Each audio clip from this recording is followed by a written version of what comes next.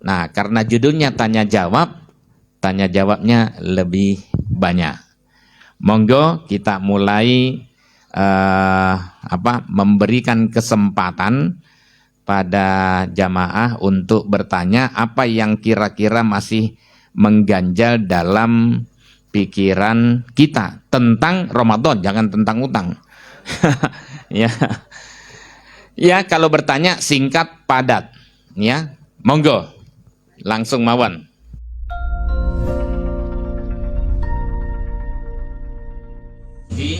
Begini Pak, selama saya dulu sekolah dari SD, SMP, SMK itu tentang iktikaf itu harus di masjid. Kemudian bagi perempuan yang masih produktif, biasanya ada hari-hari tertentu tidak sholat. Jadi kalau kebetulan misalnya tidak sholatnya itu akhir Ramadan, istilahnya 10 hari terakhir, mungkin 5 hari atau berapa, berarti kan nggak bisa ke iktikaf.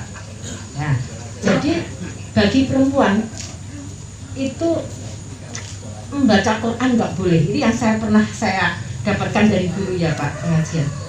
Kemudian iktikaf di masjid apa lagi? Nah, jadi dalam hal ini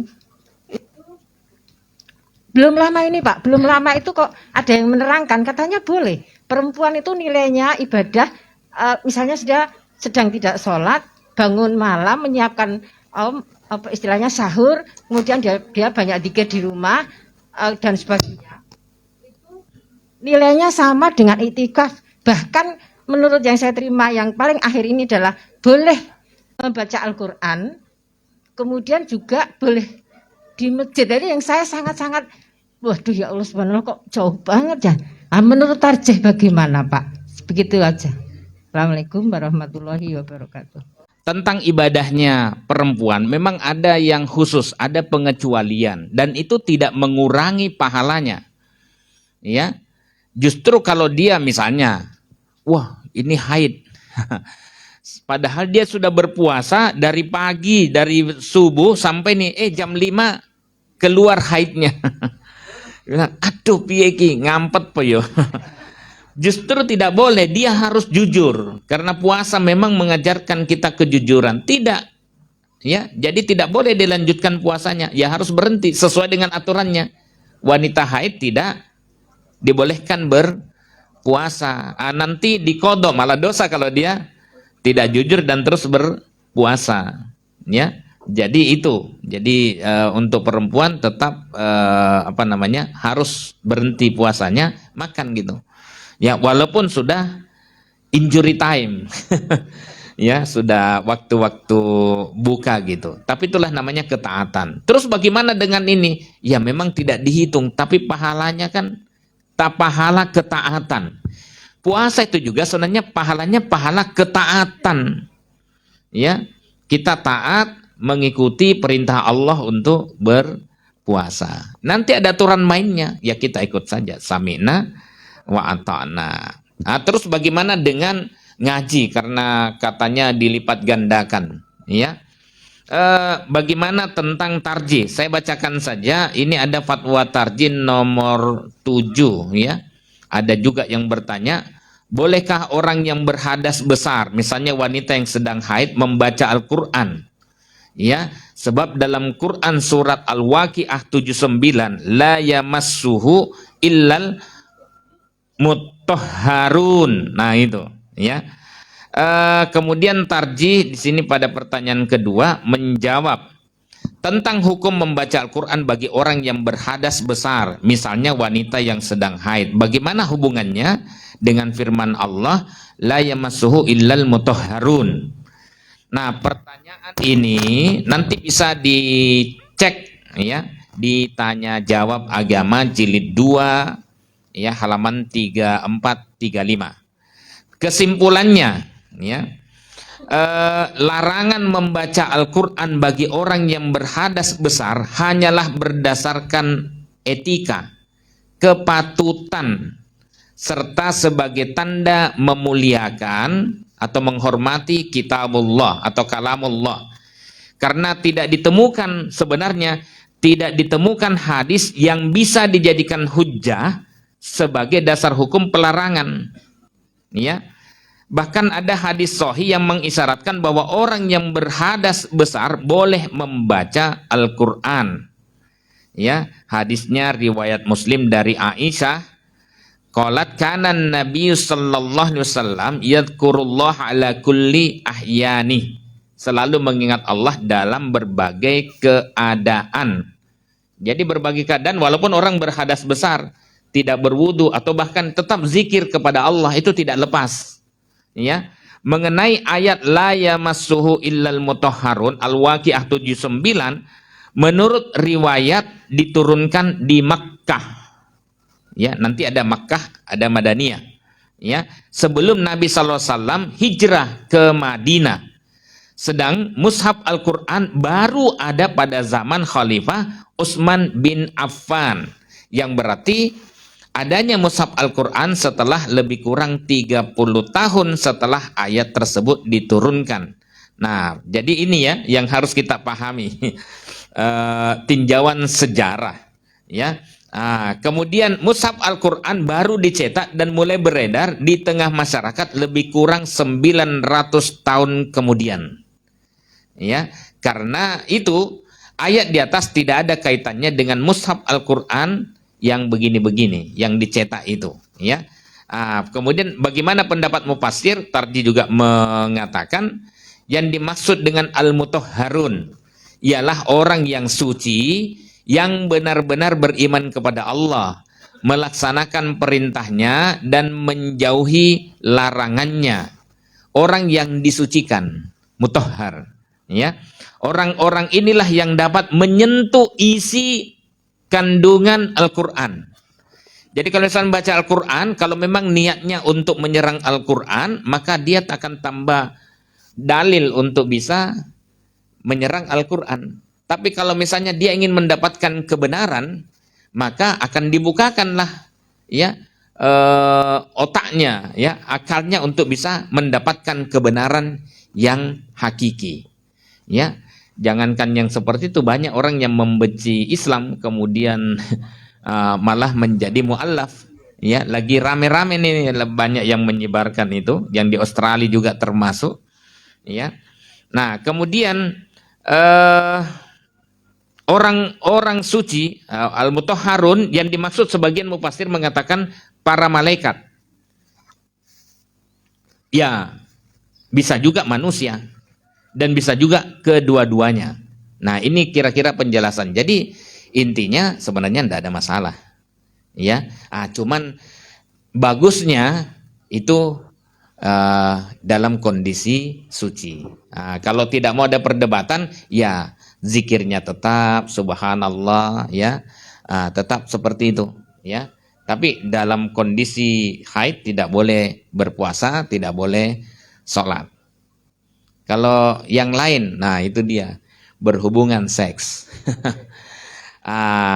Itu gimana?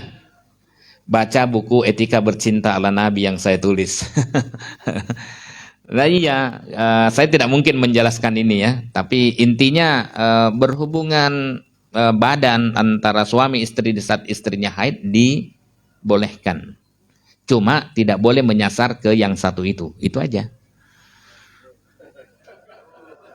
Gimana dong Pak penjelasannya? Enggak mungkin saya jelaskan rinci. Iya. Nanti anak-anak kita cepat dewasa.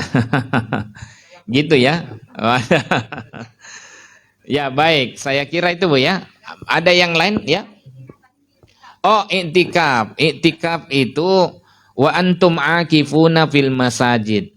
Jadi kalau melihat ayat ini ya, kalau uhilla lakum lailatus shiyamir rafasu ila nisaikum hunna libasul lahum wa antum libasul lahun. Itu kan ayat setelah puasa, dihalalkan pada malam hari untuk berhubungan di malam hari, karena waktu itu sebagian sahabat ada mengira bahwa pelarangan itu 1 bulan, malam pun tidak boleh, padahal wes buka, ya. Ternyata malam dibolehkan. Nah kemudian ya ketika ini ya berhadas besar, ya tidak boleh juga beriktikaf di masjid. Terus iktikafnya di mana?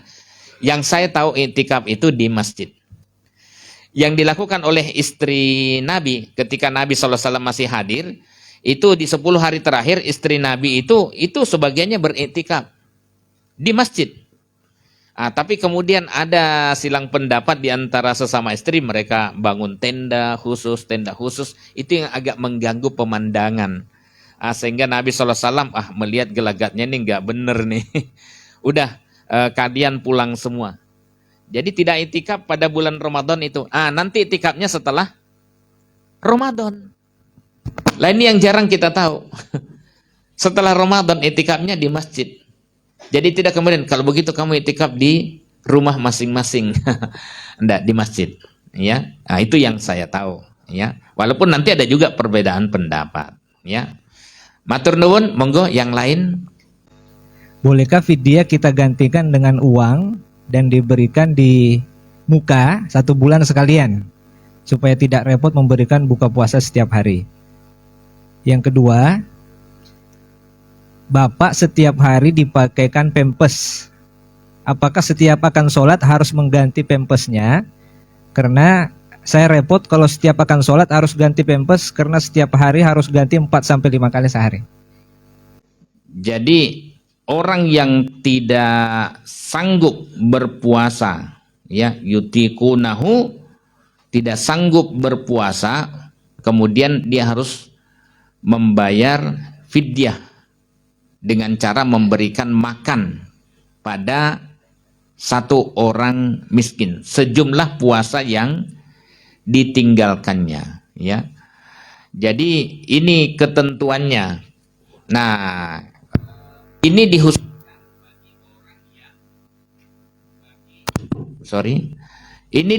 dikhususkan bagi orang yang sakit keras dan terus berkelanjutan.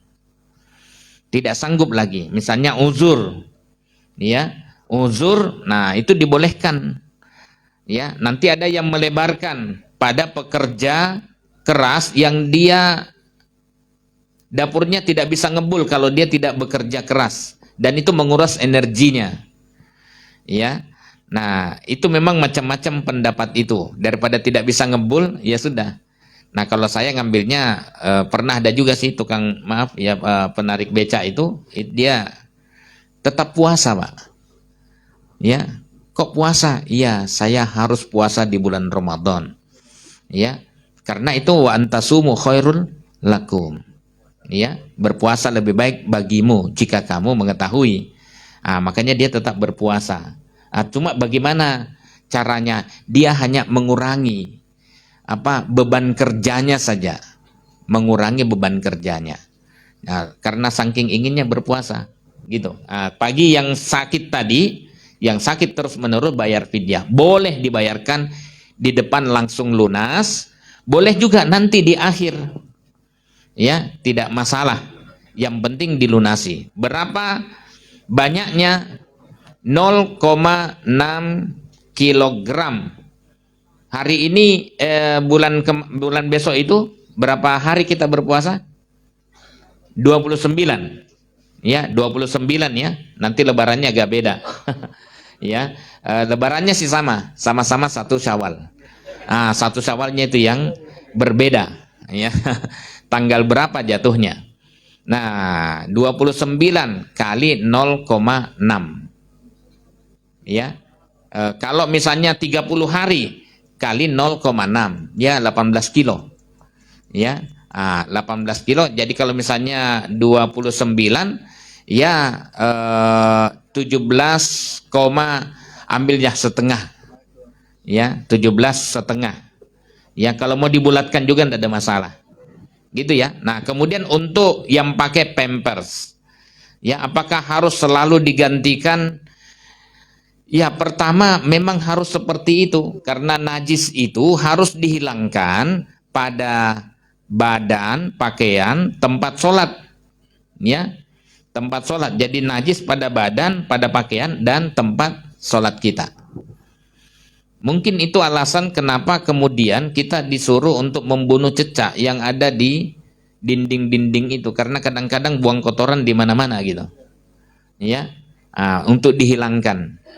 Ya, Jadi menghindarkan itu. Nah, termasuk yang sakit.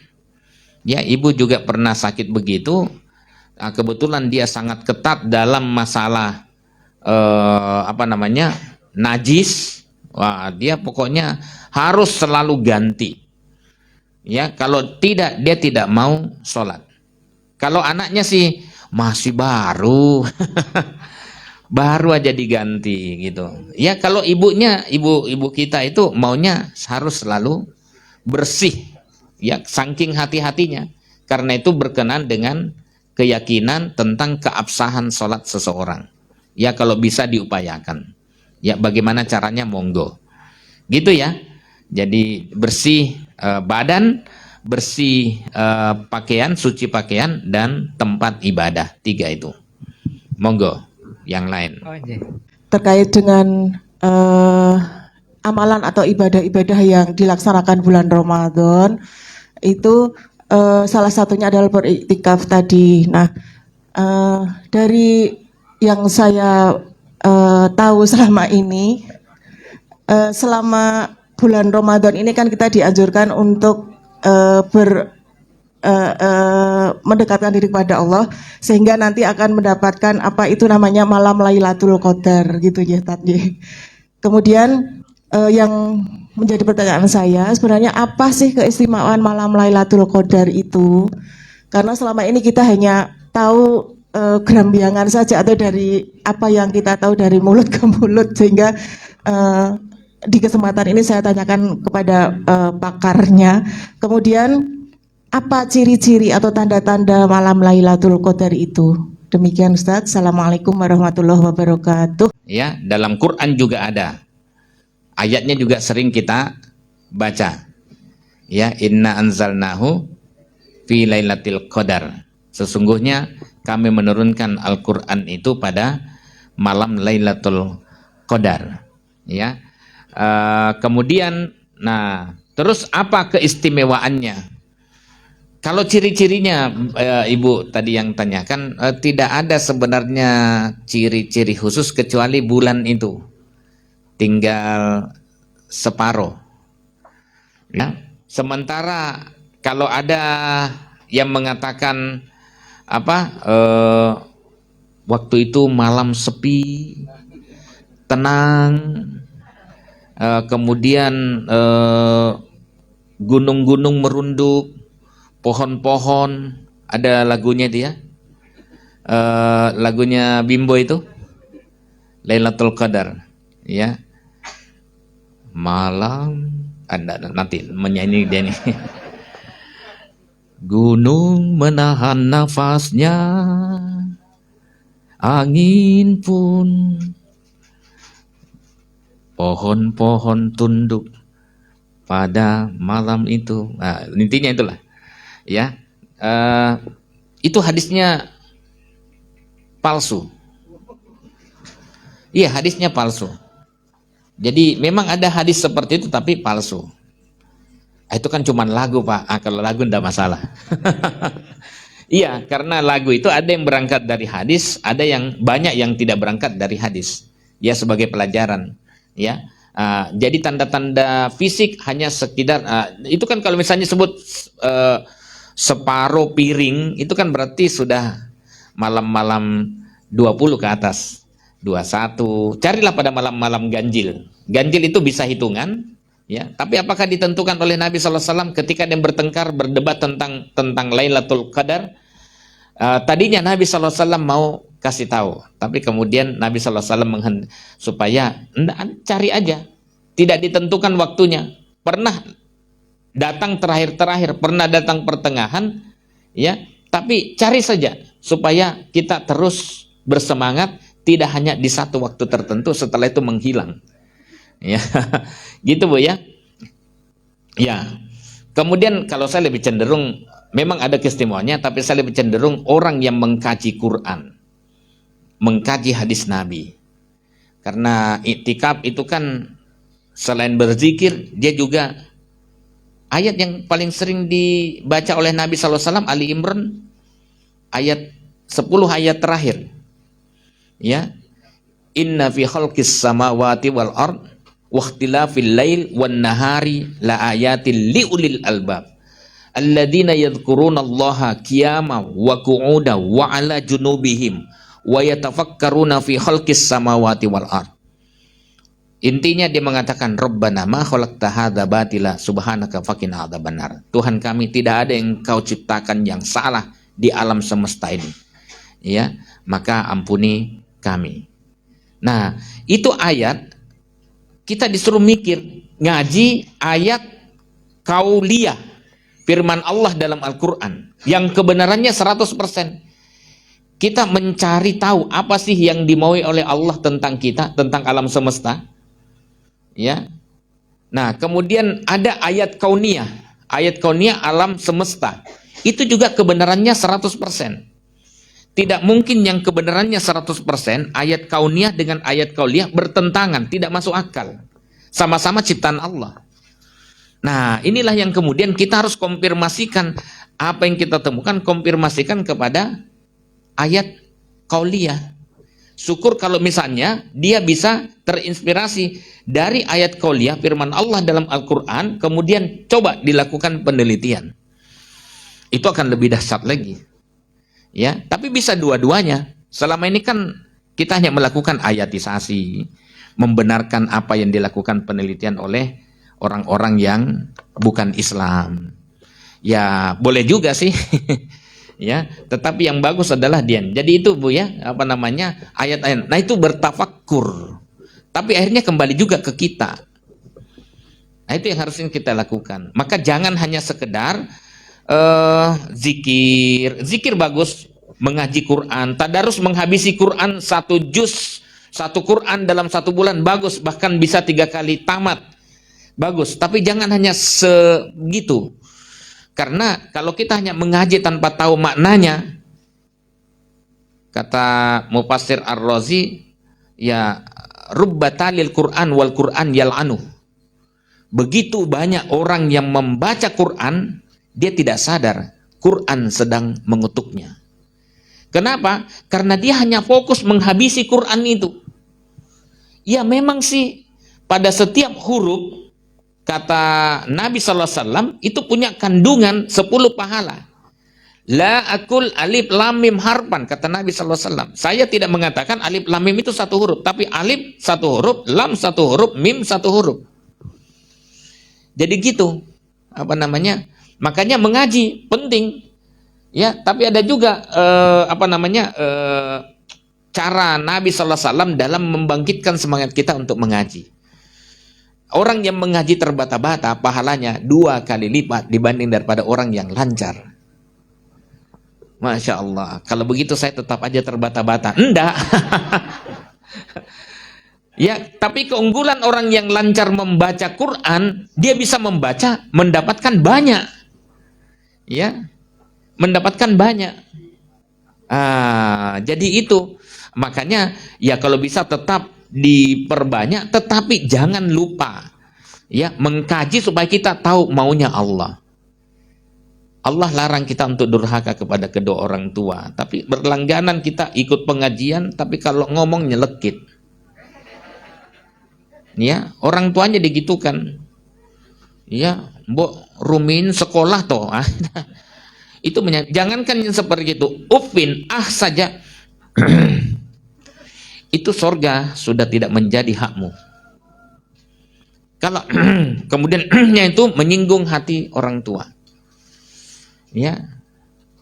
Nah, ini hanya bisa ditemukan dalam pengajian. Ya. Ngapain tuh ibu-ibu udah mengaji? Ya. Terus keluarganya gimana? Nah. Saya sampai ingin ada penelitian kira-kira bagus mana kehidupan keluarganya orang yang mengaji, rajin mengaji dengan yang tidak. Apakah semakin sakinah kayak gua, Sakir Aminah? Sakir Aminah, enggak. Apakah semakin sakinah, semakin tentrem, atau semakin kacau? Ya, karena ini mungkin subjektif. Banyak orang yang mengaji, banyak masalah setelah mengaji. Oh gini tuh, oh gini tuh. Harusnya semakin tua orang semakin dekat kepada Allah, semakin mau mengaji, jangan semakin jauh. Nah itu kira-kira ya. Masih ada pertanyaan, masih ada waktu. Ustaz, ini pertanyaan titipan. Anak saya setengah bulan yang lalu menanyakan, kan dulu waktu hamil tidak bisa puasa. Kemudian sekarang menyusui. Kemudian anaknya itu kembar. Jadi tidak bisa puasa lagi kayaknya. Menanyakan apakah ini harus diganti kodok nanti kalau sudah kuat, mungkin tahun depan lagi gitu, atau fidyah. Mohon jelasan. Untuk mengenai sholat tarawih Ustaz, ada yang 22, ada yang 44. Nah, kemarin waktu saya mencari untuk pembicara untuk mengisi di masjid kami itu, tanya dulu, sholatnya 22 atau 44 gitu. Saya jawab 22 Ustaz. Oh, yaudah, saya mau kalau 22. Kalau yang 44 itu harus perlu penjelasan dulu. Nah ini saya perlu penjelasan Ustaz Syakir pagi ini. Gitu aja Ustaz. Assalamualaikum warahmatullahi wabarakatuh. Ya, misalnya tentang puasa. Tadi itu kan masuk dalam kategori wa 'alal ladzina yutiqunahu fidyatun ta'amu miskin. Al-Baqarah 184. Ada teman saya Ustadz yang dia 7 tahun istrinya tidak puasa Ramadan, dia cuma bayar fidyah. Iya, 7 tahun. Kenapa? Kesundulan terus. Dia bilang, kesundulan. Kau yang nyundul loh ya. Iya betul, kesundulan terus dia. Jadi pada saat ini saya mengambil hadis Nabi sallallahu alaihi wasallam, hamil itu memang ukurannya dilihat-lihat saja, tapi sebenarnya dia dapat rukhsah demi untuk menjaga generasi yang berkualitas. Buka saja, jangan sampai stunting. Nah, kalau stunting ini betul ini. Iya. Stunting. Jangan sampai anaknya kita ingin berpuasa, eman-eman tidak berpuasa, tetapi iya, anak kita tidak mendapatkan nutrisi yang cukup dalam kandungan. Kita bisa kuat, tapi apakah anak kita kuat? Saya pernah survei pada saat mengajar di Stikes Aisyah, sekarang menjadi Unisa. Kebetulan ada bidan-bidan ambulan, termasuk Bu Ani itu. Saya masih ingat, ini mahasiswa saya dulu nih. Ya. Nah, Pak Supri ya. Nah, itu saya tanya, berapa di antara Anda yang tetap berpuasa pada saat hamil? 1-2 angkat tangan. Yang lainnya tidak. Ya. Yang lainnya tidak, karena memang diberikan rukhsah keringanan untuk memperhatikan janin yang ada dalam kandungannya. Terus yang tidak berpuasa, yang tetap berpuasa, bagaimana kondisi bayinya? Alhamdulillah sehat. Nah, ukur-ukur diri saja. Diukur-ukur diri saja. Kalau bayinya ini, tapi sebaiknya jangan berspekulasi dalam masalah nutrisi anak. Kemudian setelah itu berlanjut dengan menyusui. 7 tahun dia tidak berpuasa karena belum sampai 2 tahun hamil lagi. Ya sudah, bayar fidyah saja. Ya, bayar fidyah. Apakah nanti kemudian dia mengkodok kalau sudah kuat? 7 tahun. Kodok. Enggak. Memang ada pendapat yang mengatakan fidyah dulu, baru kemudian nanti kalau kuat kodok. Apalagi kalau sudah menyentuh Ramadan berikutnya. Lah itu kan jadi double. Jadi double. Kalau sudah fidyah ya sudah cukup. Tapi itu kan bagi orang yang tertentu. Bagi orang yang hamil. Saya besar perut tapi tidak hamil. Ya. Bagi orang yang ibu-ibu yang hamil. Gitu. Jadi satu aja, fidyah saja. Cukup. Walaupun nanti ada juga pendapat ulama, kalau dia begini membahayakan janinnya, mana ada fikihnya seperti itu, mana dalilnya? Membahayakan ibu dan janinnya. Kalau kita baca ya dalam fikihnya, terlalu ribet fikih kayak begini. Ya, Muhammadiyah tidak pakai itu. Bayar 1, fidyah saja. Memang dia mendapatkan kemurahan seperti itu. Nah, kemudian tentang 443. Ada nggak dalilnya? Ya, di buku ini pun sebenarnya sudah, apalagi di buku sholat yang sholat sesuai tuntunan Nabi Sallallahu Alaihi Wasallam. Dalilnya semuanya ada. Ya, kalau misalnya dalil yang 443 itu Aisyah yang menjelaskan. Ya, Aisyah menjelaskan ketika Aisyah ditanya ya oleh Abu Salamah bin Abdurrahman. Ya, beliau pernah bertanya kepada Aisyah tentang sholat malam Rasulullah SAW di bulan Ramadan. Itu ada kaitannya di bulan Ramadan. Kaifa kanat sholatu Rasulullah SAW fi Ramadan? Bagaimana sholatnya Nabi SAW di bulan Ramadan? Faqalat, kata Aisyah, makana Rasulullah SAW yazidu fi Ramadan wala fi ghairi ala ihda asyara rakaah. Ya, asrata rakaah. Nabi SAW tidak pernah menambah, ya, baik di dalam ataupun di luar bulan Ramadan lebih daripada 11 rakaat. Rawahul jamaah, Bukhari, Muslim, Abu Dawud, An-Nasai, Tirmidzi, Ibn Majah, semuanya meriwayatkan hadis ini. Ya. Dan ketika Sa'ad bin Hisham bertanya tentang sholat lainnya Nabi pada Ibn Abbas sampai bilang begini, ini kamu tanya langsung kepada Aisyah, karena dialah yang paling tahu tentang sholat malamnya Nabi Sallallahu Alaihi Wasallam. Ini kan kegiatan malam. Kegiatan malam tentu istrinya yang paling tahu. Ya, sama dengan ketika saya menyinggung tentang penelitian tesis saya tentang hadis-hadis tentang etika hubungan seks suami istri. Itu kalau yang melaporkan sahabat dipastikan dhaif. Ngintip tuh. Tapi itu tidak mungkin dilakukan oleh sahabat. Tidak mungkin, mustahil lah, ya junjungannya kok. Ya, yang mungkin melaporkan itu adalah istri-istri Nabi. Dan kalau rinci, nah ini salah satu. Kalau rinci tentang berita tentang tata cara hubungan seksnya Nabi SAW, itu juga termasuk palsu. Karena Nabi SAW melarang kita untuk menceritakan pengalaman seksual kita, meskipun terhadap orang dekat kita. Ya. Piye to malam pertama, enggak boleh. Ya, Mas Iman. Jadi biarkan saja, ya. Baik. Jadi gitu ya tentang sholat malam. Terus setelah itu apa?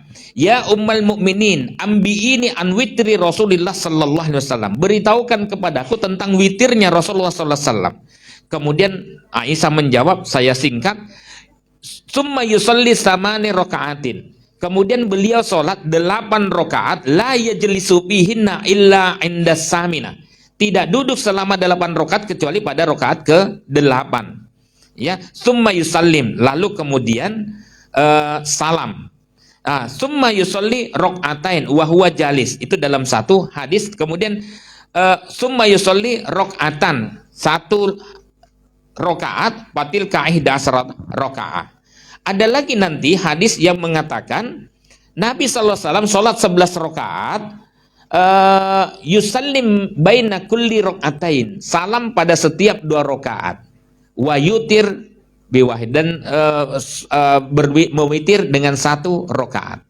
Kalau misalnya, dan itu jumlahnya 11 rakaat. Kalau salam pada setiap 2 rakaat, ada juga hadisnya dari Aisyah juga.